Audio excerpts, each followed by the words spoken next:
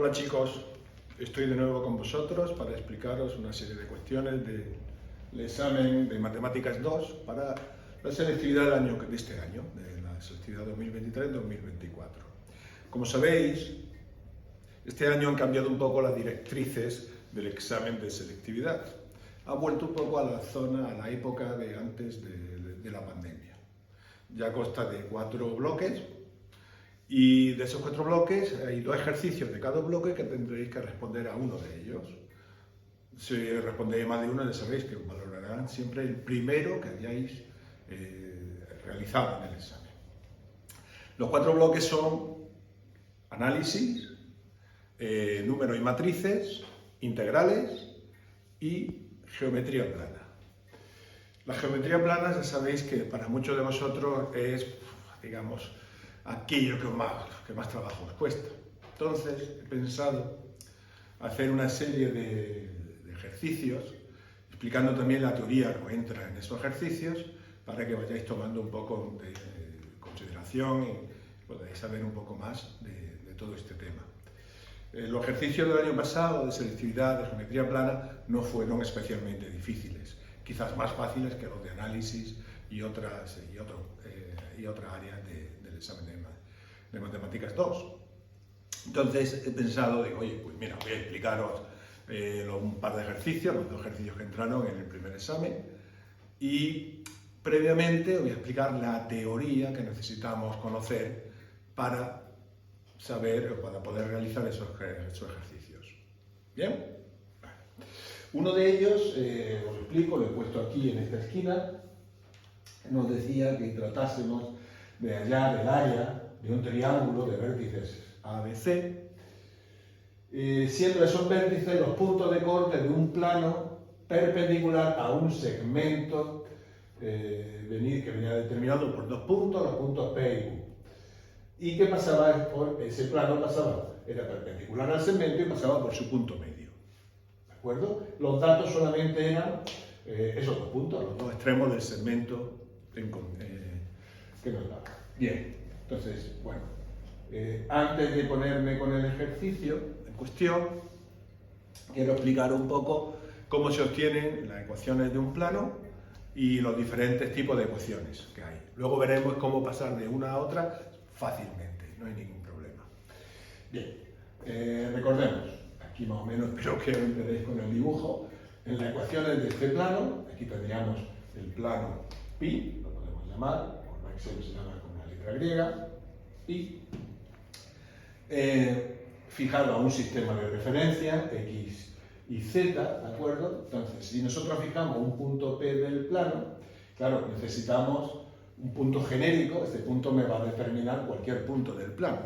Para eso necesitamos nosotros un punto del plano, que he definido el punto A, de coordenadas a su 1, a su 2 y a su 3, y necesitamos 2 vectores de dirección de dicho plano. El vector V, de coordenada V de componente V1, W3, y el W de componente W1, W2 y W3. Esos 2 vectores tienen que ser 2 vectores del plano y linealmente independientes, no pueden tener la misma dirección, si no sería uno solo. Digamos entonces que los datos para obtener ese plano sería el punto y los 2 vectores linealmente independientes. Entonces, si yo quiero plantear la primera ecuación que nos sale, sería la ecuación vectorial. Es decir, el vector OP vendría determinado por el vector OA más el AP, suma de vectores. Ya si habéis dado espacios vectoriales, hemos dado en cursos anteriores, pues sabemos cómo se suman 2 vectores, ¿de acuerdo? Entonces, ¿qué tenemos? Que el vector AP va a ser una combinación lineal de los 2 vectores linealmente independientes que hemos tenido. Es decir, el vector AP será un parámetro, un coeficiente lambda por el vector V más otro coeficiente beta por el vector W. De esa manera podríamos expresar el vector OP como el vector OA más lambda veces el vector V más beta veces el vector W. Si sustituimos las coordenadas y los componentes de los punto y vectores respectivamente, obtendríamos lo que se llama la ecuación vectorial de nuestro plano. Cualquier punto del plano, x, z, viene determinado por el punto A1, A2, A3, que nos sirve de referencia, un punto del plano, más lambda veces el vector V1, V, y más beta veces el vector W. Variando lambda y beta, que son, evidentemente, pertenecen a los números reales, obtendremos todos los puntos, los infinitos puntos de dicho plano. Bien, esa sería nuestra ecuación vectorial. Ahora, si yo quiero escribir las ecuaciones paramétricas, lo único que tengo que descomponer esto en componentes. La componente x sería la primera componente del punto, más lambda veces v1, primera componente del vector de dirección, más beta veces w1. Y así hago con la y y con la z. Bueno, pues eso nos daría nuestras ecuaciones paramétricas. Un punto y dos vectores de dirección. Bien, antes de pasar a la ecuación general. Si en lugar de un punto y dos vectores de dirección me dan 3 puntos del plano no alineados, también nos vale. ¿Por qué? Porque puedo construir dos vectores linealmente independientes. Por ejemplo, el AB y el AC. Recordar que el AB serían las coordenadas del punto B, o B menos la del punto A, o el vector O A, que nos une con el origen. Y el AC pues sería la del segundo, la OC menos OA. Con lo cual, conociendo esto, llegaríamos otra vez a la misma situación que hemos expresado, que hemos expuesto al principio. ¿De acuerdo? Nos vale un punto, dos vectores linealmente independientes del plano, o 3 puntos del plano no alineados. Con lo cual cogeríamos cualquiera de esos 3 puntos y dos vectores no independientes también con esos 3 puntos. Bien, ecuación vectorial, ecuaciones paramétricas. Vámonos a la ecuación general o implícita, que es una de las que más se utilizan en las ecuaciones del plano.